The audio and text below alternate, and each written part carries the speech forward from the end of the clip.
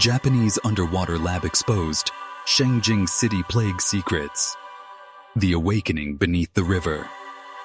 The air was thick with the smell of rust and rot when Mark kicked open the corroded metal door beneath the riverbank. His flashlight beam trembled as it revealed something that froze everyone in place. Rows of glass chambers stretching down the corridor, each filled with murky green water and pale, motionless bodies. Some still twitched. Floating inside were faces half human, half something else. The soft hum of machines echoed through the dark hall, and a faint bubbling sound came from deep inside the tunnel. "Oh my God," whispered Emma, her voice shaking. "They were experimenting on people." Suddenly, one of the glass chambers cracked. A hiss filled the air. Bubbles rose. And then, something inside opened its eyes. 2 days earlier, life in Shengjing City had been quiet but strange. Fishermen reported seeing lights flicker beneath the water at night. Families living near the old river temple woke to the smell of chemicals drifting from the wells. A farmer's dog had vanished, and the next morning the water in his pail turned milky white. The mayor called it natural river pollution. But Mark, a local history teacher, knew something didn't add up. He'd heard old rumors. Stories of a Japanese lab hidden under the tomb of a man called the Fourth Master Long, sealed away after the war. It began when Emma, a diver and Mark's childhood friend, found a rusted metal plate while exploring near the ancient pagoda ruins. Carved into it were Japanese characters and the number 731. Mark's hands trembled when he wiped off the mud. "That's the same code used by Japan's wartime bio unit," he said. "This can't be here." They gathered a small group. Jake, an ex-soldier, Rachel, a local nurse, and Tom, a treasure hunter who knew the tunnels better than anyone. The group descended into the river one night, diving beneath the cracked stone gate that villagers called the Dragon's Mouth. Their flashlights revealed hidden carvings, warnings etched in ancient Chinese and Japanese symbols. "Do not disturb the water of death." Deeper down, they found an iron door sealed with concrete. Tom grinned nervously. "Treasure's behind this, I can feel it." But when they broke through, what came out wasn't gold. It was the smell of death, chemicals and decay mixed together. They stepped into the corridor, dripping wet, and the walls around them pulsed faintly, as if alive. Broken glass littered the floor, and strange pipes ran along the ceiling, dripping black fluid. Rachel found a clipboard covered in smudged writing, half English, half Japanese, describing live subjects and mutation rate. Her voice broke as she whispered, "They were testing on humans." Suddenly, the lights flickered. A loud creak echoed from behind. Mark turned slowly. One of the tanks had begun to bubble. Inside it, a human figure floated upward, its mouth open in a silent scream. Its skin was gray and bloated, its eyes pure black. Then came the cracking sound again. Another tank splitting open, then another. The entire hall filled with a low, gurgling moan as the figures began to move. "Run!" shouted Jake, shoving Rachel forward. The team sprinted toward the exit, their flashlights shaking wildly. But as they reached the door, it slammed shut on its own. The entire floor trembled. Something massive was moving below them. Something alive, something ancient. And when the walls began to pulse faster, Mark realized the horrifying truth. They hadn't just found a lab. They had awakened it, the breach. The tunnel walls shook as water began seeping through the cracks, carrying with it a strange green glow. Mark's flashlight flickered, showing distorted shadows dancing across the slimy walls. The pounding on the metal door behind them grew louder. Not human pounding, but something heavier, wet and uneven. "It's trying to get out!" Emma screamed, fumbling with her diving knife. Jake slammed his shoulder into the door again and again, but it wouldn't budge. The hiss of gas filled the air, sharp and chemical, burning their throats. Rachel coughed violently and pressed her sleeve over her mouth. "We're breathing poison," she rasped. Tom spotted an air vent above them, half covered by rust. Without hesitation, he climbed the pipes and kicked it open. "Up here!" he shouted. One by one, they crawled inside, dragging their gear behind them as the sound of shattering glass filled the chamber below. Something slithered out of the broken tanks, scraping against the metal floor. They could hear it breathing. Slow, heavy, like a beast learning to walk. They crawled through the vent for what felt like hours, the metal creaking under their weight. The air grew colder and wetter. Finally, the vent opened into a large room with cracked concrete floors and dim emergency lights flickering in the corners. Old Japanese signs hung crookedly from the ceiling. Rachel picked up one of the papers lying on the floor and read aloud, "Biotest Site 14. Subject storage." Her voice echoed, trembling. "This place is massive." Mark looked around and noticed something strange. Half the room was lined with tomb carvings, old and weathered, the other half covered in modern metal panels and pipes. "They built the lab inside the tomb," he whispered. "That's why no one ever found it. They used the tomb's passages as cover." Emma shivered. "And whatever's down there, it's not done yet." They found a small control panel still faintly glowing. Jake, being the only one with any military experience, started pressing buttons. A screen blinked on, showing grainy footage from old security cameras. Japanese scientists in white suits moving through the tunnels, dragging cages with screaming people inside. Emma covered her mouth, horrified. "Oh my God, they were using villagers!" The footage cut abruptly, replaced by a static-filled image of the river above. And then, something moving beneath the water, long and snake-like. Suddenly, a low rumble vibrated through the floor. The lights flickered again, and a high-pitched alarm began to sound. The words on the screen changed to red. "Biocontainment breach. Level 5. Mark froze.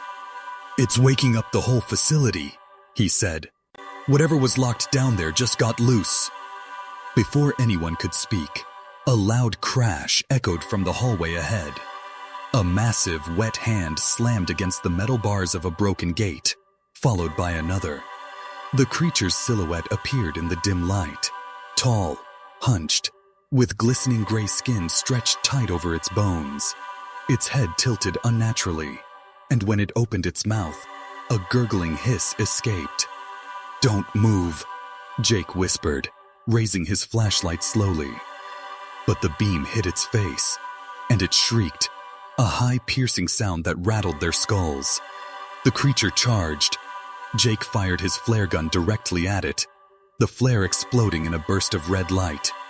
The monster howled, stumbling back in flames. The group ran toward the next tunnel, slipping on the wet floor, hearts pounding. They burst into a chamber that looked older, stone walls covered in moss and carved dragons, glowing faintly in the light. A staircase spiraled down into blackness. "Where does it lead?" Emma asked, gasping for breath. Mark looked at the carvings, tracing one with his fingers. "The legend says the fourth Master Long was buried beneath the Dragon Gate," he said quietly. "If the Japanese used this tomb for their experiments..." He stopped, the color draining from his face. "Then his body might still be down there." The ground shuddered again. From the shadows behind them came the echo of more footsteps. Dozens this time. Wet, uneven, getting closer. And then, from deep below the staircase, something ancient let out a roar that shook the entire tomb. The river god. The roar rolled through the tunnels like thunder underwater, shaking loose dust and fragments of bone from the ceiling. The group froze, listening. The sound was deep and alive, not mechanical, not human. Jake tightened his grip on his knife. "That's not just one thing," he said grimly. "That's a whole nest." Emma's breathing quickened. "We need to move," she whispered. "Now!" They hurried down the spiral staircase, their flashlights bouncing across carvings of dragons twisting around each other, their eyes made of red stones that glowed faintly in the dark. As they reached the bottom, They found a wide cavern that stretched under the river. The walls were lined with more machinery. Japanese writing scrawled beside pipes that hummed faintly, even after all these years. In the middle of the cavern stood a massive glass tank, taller than a house, filled with black liquid that rippled like tar. Rachel stepped forward.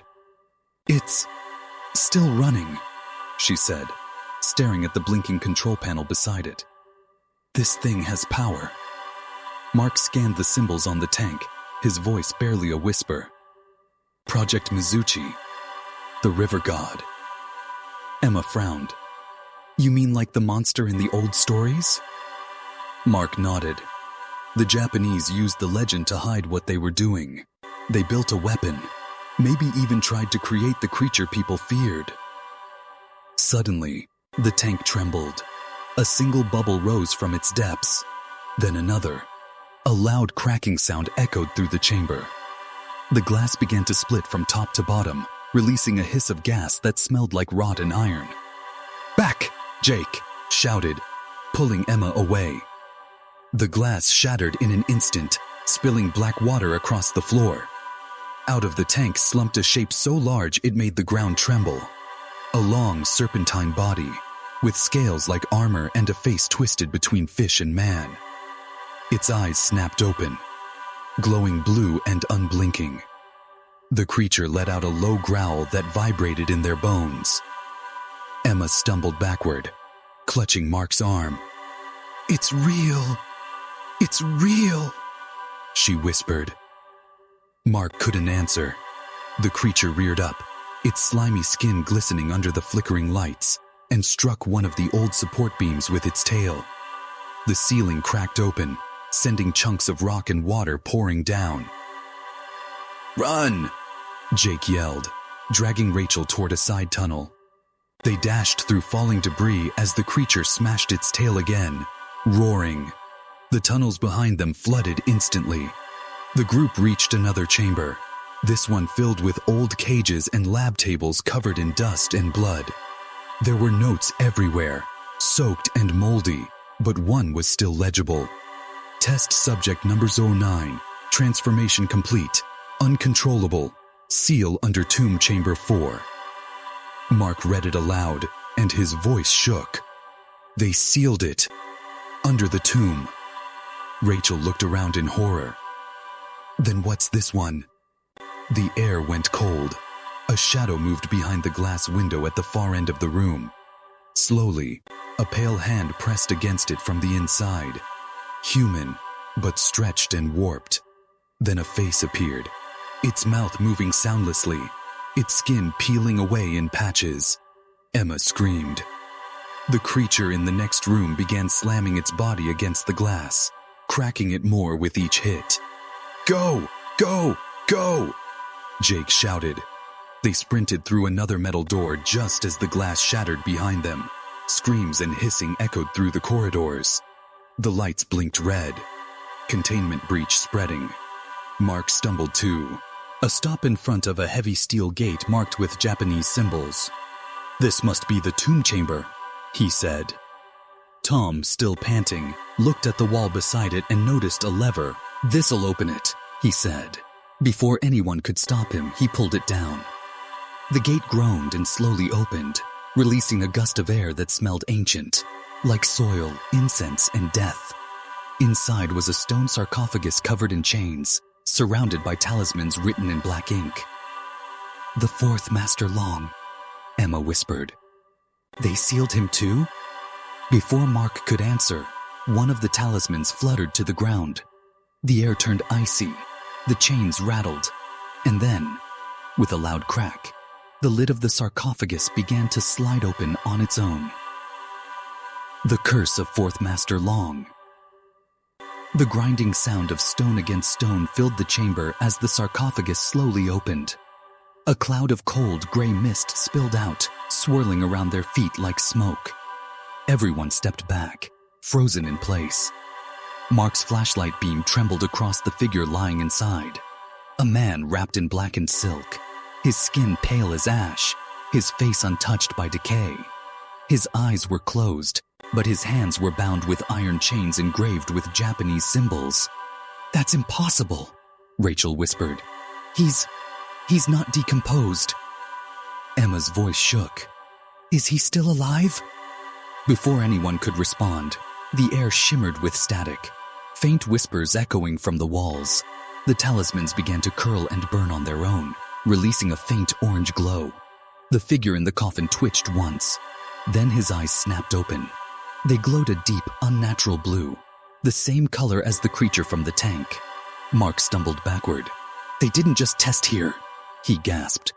"They used him, the fourth Master Long, as part of their experiments." The figure's body began to move, bones cracking as if awakening from centuries of sleep. His mouth opened, but instead of words, a guttural hiss escaped, shaking the chamber. The ground trembled, and from the cracks beneath the sarcophagus, water began to bubble up, black and thick. The lab's machinery flickered back to life around them, screens flashing unreadable data and alarms. "He's controlling it," Jake shouted, pulling out his knife. "He's the source!" But it was already too late. The entire tomb shook violently. Pipes burst from the walls, spraying chemical vapor into the air. Emma coughed, falling to her knees, her vision blurring. Through the haze, she saw shapes moving, dozens of them, crawling from the tunnels, their bodies half dissolved, their faces blank and twitching. The failed test subjects had returned. "Jake! Behind you!" Mark yelled, but the warning came too late. One of the creatures lunged, knocking Jake to the floor. Its jaws clamped onto his shoulder, tearing through his jacket. Jake screamed, slamming his knife into its neck until it stopped moving. He staggered to his feet, clutching his wound. "We have to destroy this place," he shouted through gritted teeth.